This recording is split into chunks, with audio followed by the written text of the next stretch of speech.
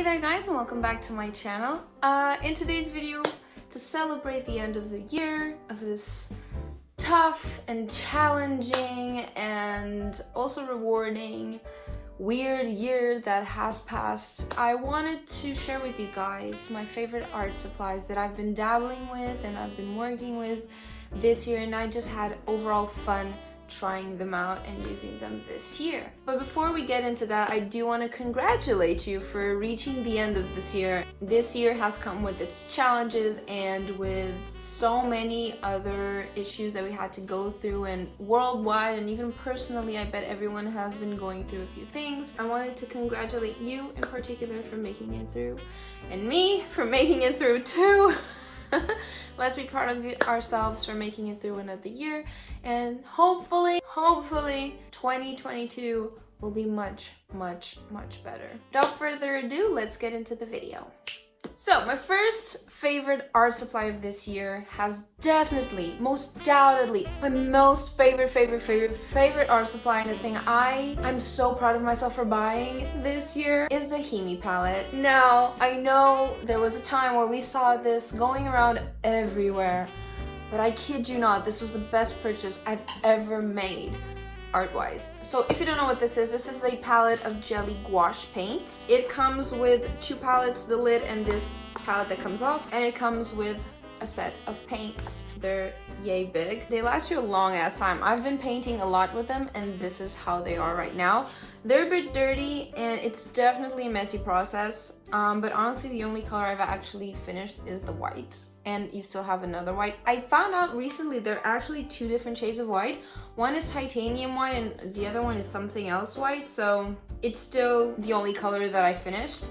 I did make a review for this palette when I first used it, and I will leave it in the iCard for you guys if you want to check it out after this video. But yeah, this is definitely one of my favorite mediums. The colors are amazing, they're super vibrant. You can get the creamy consistency that you really want with gouache with these ones, which is something I really struggled in the past with other gouache paints. Getting the right consistency in gouache is definitely a struggle, but with these paints I just find it to be a lot easier to get there. What was really frustrating to me about gouache was that I couldn't get the right consistency, and I was always struggling with that and having so many problems with that. That's solved with this, and I've been able to dedicate myself to the painting process and the coloring process and the mixing of the colors instead of having to worry about the amount of water and everything in it. So another thing to note is that you have a really big range of colors available for this. You have pastel colors, you have smaller palettes and bigger palettes. So do keep in mind this is the 18 palette, but you do have a 24 palette if you wanted like a really big one. I wanted something that I could still transport with me. Another thing about it is that it's relatively cheap for the amount of paint that you get. This was like about 25 euros, and there's 18 tubs of paint. I have some, I think Talon's gouache paints were 30 euros, and I have 5 tubes, and I couldn't get the consistency right, so it was just struggling through and through. So definitely the most worth it product I've bought this year and I've used this year, and I'm gonna keep on using it, and I bet you I'm gonna keep on buying it as well. So the rest of them aren't going to be in any specific order, I'm just gonna be going through them. So one discovery that I made was toned paper. I'd never used toned paper in my life before, and I've always heard amazing artists talking about them. So this year I decided to try it out. So I started off by gray paper. This is a Hanemule gray tone paper, I think that's how you say it. It's an amazing sketchbook and I've really enjoyed painting with it. I feel like colors do pop a lot more in toned paper than they would in regular white paper. They just pop a lot more, and I've also seen a lot of artists online talking about how having a gray palette for you to put your colors in before you paint actually gives you the true tones of the colors. So then when you have a white palette, when you put it to the paper, it won't look exactly the same way. I don't know if it's fact or cap, but some of the paintings I've made look bomb in this paper. They pop out like crazy. They just look amazing. I'm in love with how gouache looks in this paper. Any other medium really, like you have pencil here, it just really pops. I've tried also just regular tone paper, brown tone paper, and I've tried black paper as well, and I've liked both of them. Honestly, tone paper has been the new discovery for this year, and it's definitely something I love. Now, would I have it in a sketchbook form again? I don't know about that. I really love tone paper and I really love this sketchbook, but to be honest with you, sometimes I just want white paper to just sketch around. Like, I don't know about sketchbook wise, but I definitely know that I enjoy this like crazy, and I've just been having a lot of fun with it. Also, another thing that this has helped me with, which I think is very relevant to say, that sometimes we don't get from white paper, is that it's been inspiring me to paint more and to be more creative, because since paints and colors look a lot better in this paper, you're just constantly fueled to keep on doing it over and over again because it looks so good, so you want to do it over and over again. And I just feel like I've painted a lot more with this sketchbook than I have with other sketchbooks, so I think that's relevant to say because it is definitely due to the tone paper. Next up, we have the Prismacolor Premier pencils. Now, I also have a video on this where I show you my first impressions of these pencils, and I go through a little bit in depth. Honestly, it's one of my most in-depth videos I've ever made. To be honest with you, I was never into drawing with pencils and coloring with pencils, mainly because throughout my childhood, most of my pencils were watercolor based pencils, and if you've ever tried those, they leave a texture and I don't really know how to work with them watercolor wise. I would really want to try and work with them, but I haven't figured them out, and I've had them for years.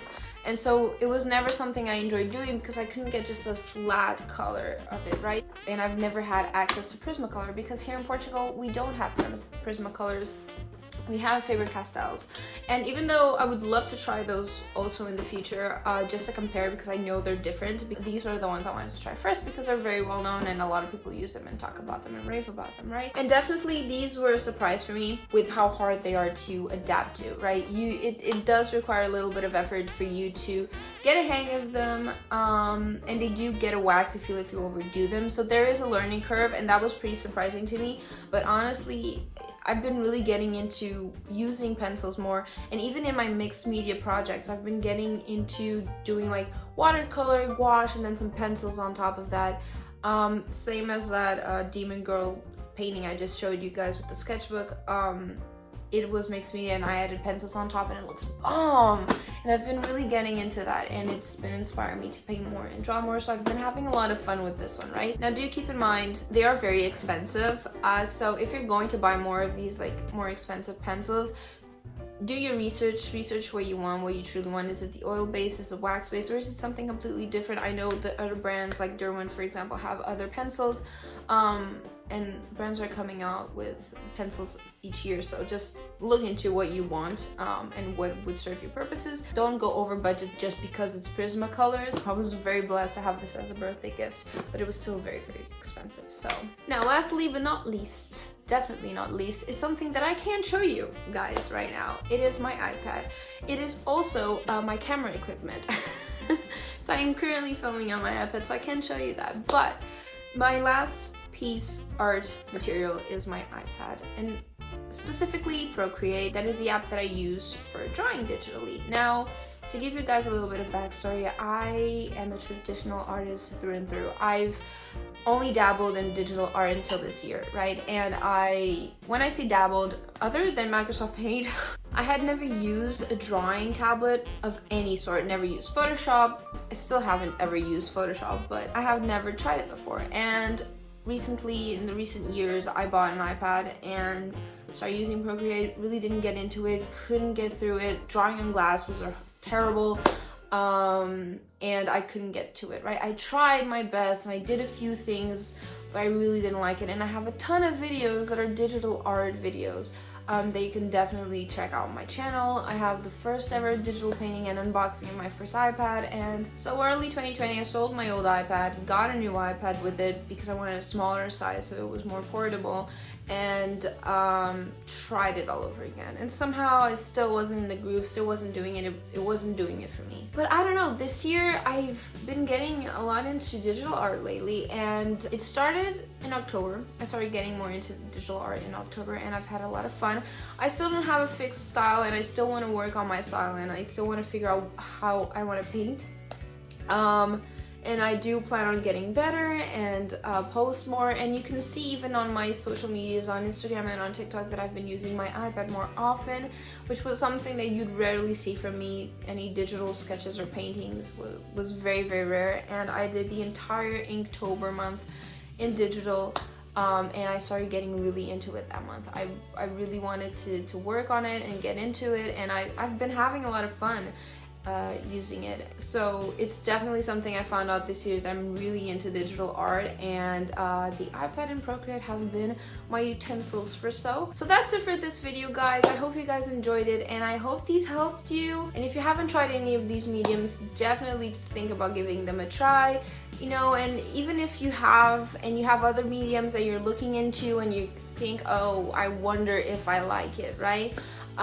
Go for it, try it, right? One thing that I do really want to try next year is Fimo clay. I worked with clay during October and I really, really, really loved it, and I want to try it again. So I'm working on getting some Fimo so I can do more clay projects in the future. I would also really love to try resin art. You know, it's a new year, try new things, and it's definitely worth it, because the few things that I did try this year were definitely one of my top choices for this year. I hope you guys enjoyed this video. It's a little bit different and I'm on camera, so that's very rare to see. If you guys want to see me more on camera, let me know, and I've been trying to make a little bit different content. And if you have any ideas, any requests, let me know. And I hope you have an amazing New Year's, and that next year is great for us all. Fingers fucking crossed. And I will see you guys next year. Bye.